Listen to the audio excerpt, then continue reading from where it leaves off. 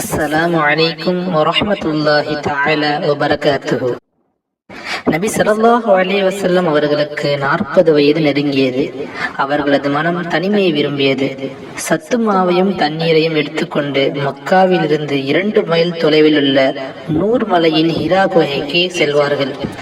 ரமலான் மாதத்தில் அங்கு தங்கி வணக்க வழிபாடுகளிலும் இப்புவியையும் அனைத்தையும் தாண்டிய பிரபஞ்சத்தையும் இயக்கும் அபார சக்தியை பற்றி சிந்திப்பதிலும் ஈடுபடுவார்கள்.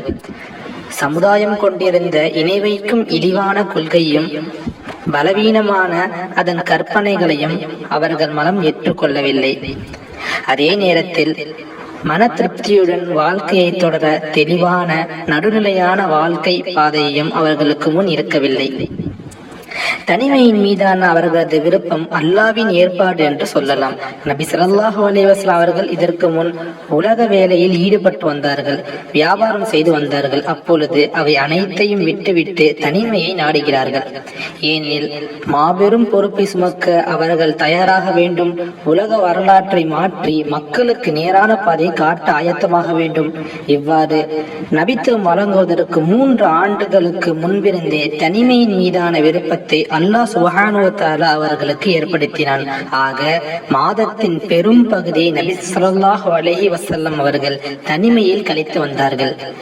தனிமையை விசாலமான மன அமைதியுடன் கழித்தது மட்டுமல்லாமல் அந்த பிரபஞ்சத்தை இயக்கி வரும் மாபெரும் பொருள் பற்றி ஆழமாக சிந்தித்துக் கொண்டிருந்தார்கள். அது ஹிரா குகையில் அவர்கள் தனித்திருந்த 3ஆம் ஆண்டு ரமலான் மாதம். அல்லாஹ் அகிலத்தாருக்கு தனது கருணையை பொழிய நாடினான்.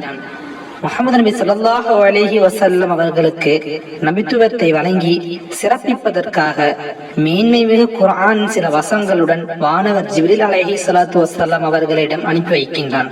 இறை நிராகரிப்பு, வழிகேடு போன்ற அனைத்து இருள்களையும் அழித்து வாழ்க்கைக்கு ஒளிமிக்க பாதையை அமைத்து தந்த நபித்துவத்தின் இந்த முக்கிய நிகழ்ச்சியை பற்றி அன்னை ஆயிஷா ரலியல்லாஹு அன்ஹா அவர்கள் கூறும்போது, நபி ஸல்லல்லாஹு அலைஹி வஸல்லம் அவர்களுக்கு வந்த வஹி, அதாவது இறை செய்தி, தூக்கத்தில் தோன்றும் நல்ல கனவுகளாகவே ஆரம்பத்தில் இருந்தது.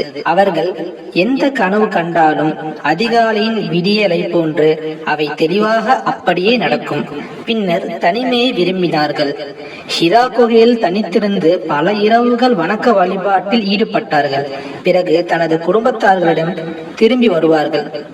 இதற்காக உணவையும் தம்மோடு எடுத்து செல்வார்கள். உணவு தீர்ந்தவுடன் ஹதீஜா ரலியல்லாஹு தஆலா அன்ஹா அவர்களிடம் வந்து மீண்டும் உணவை எடுத்து செல்வார்கள். இந்த நிலையில்தான் ஹிரா குகையில் அவர்களுக்கு வஹி வந்தது. வானவர் நபி ஸல்லல்லாஹு அலைஹி வஸல்லம் அவர்களை வந்து ஓதுவீராக என்று கூறினார்கள். நான் ஓத தெரிந்தவனல்லையே என்றார்கள் நபிகள் நாயகம் ஸல்லல்லாஹு அலைஹி வஸல்லம் அவர்கள். அல்லாஹ்வின் தூதர் நபி ஸல்லல்லாஹு அலைஹி வஸல்லம் அவர்கள் இவ்வாறு விவரித்தார்கள். பிறகு அவர் என்னை பிடித்து நான் சிரமப்படும் அளவிற்கு இருக்க கட்டி அணைத்தார்கள். பிறகு என்னை விட்டுவிட்டு ஓதுவீராக என்பதாக கூறினார்கள். அப்போதும் நான் அந்த ஓத தெரியவில்லையே என்பதாகவே கூறினேன். மீண்டும் என்னை இருக்க கட்டி அணைத்து விட்டு ஓதுவீராக என்பதாக கூறினார்கள். நான் ஓத தெரியவில்லையே என்பதாக முந்தியவாறே சொன்னேன். அவர் என்னை பிடித்து 3ஆம் முறையும் கட்டி அணைத்து விட்டு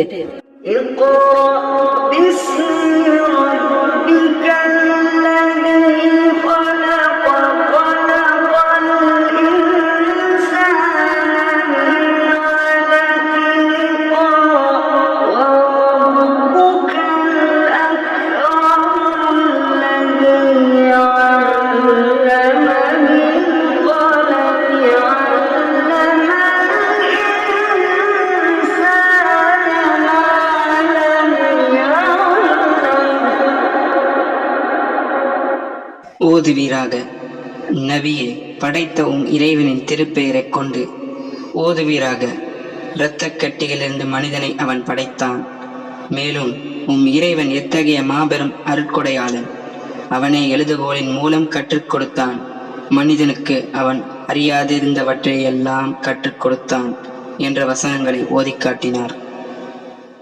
பிறகு அந்த வசனங்களுடன் இதயம் நடுங்க ஹதீஜா ரலியல்லாஹு அன்ஹா அவர்களிடம் வந்து, என்னை போர்த்துங்கள், என்னை போர்த்துங்கள், ஜம்மீலூனி ஜம்மீலூனி என்பதாக நபிகள் நாயகம் ஸல்லல்லாஹு அலைஹி வஸல்லம் கூறினார்கள்.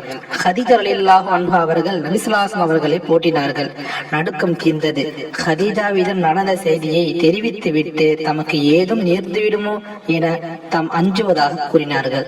அதற்கு ஹதீஜா ரலியல்லாஹு அன்ஹா அவர்கள், அவ்வாறு கூறாதீர்கள், அல்லாஹ்வின் மீது ஆணையாக அல்லாஹ் உங்களை ஒருபோதும் இழிவுபடுத்த மாட்டான். ஏனெனில் தாங்கள் உறவினர்களுக்கு இணங்கி வாழ்கின்றீர்கள், சிரமப்படுவோரின் சுமைகளை சுமந்து கொள்கின்றீர்கள், வறியவர்களுக்காக உழைக்கின்றீர்கள், விருந்தினர்களை உபசரிக்கின்றீர்கள், உண்மையான சோதனைகளில் சிக்குண்டோருக்கு உதவி புரிகிறீர்கள் என்றார்கள்.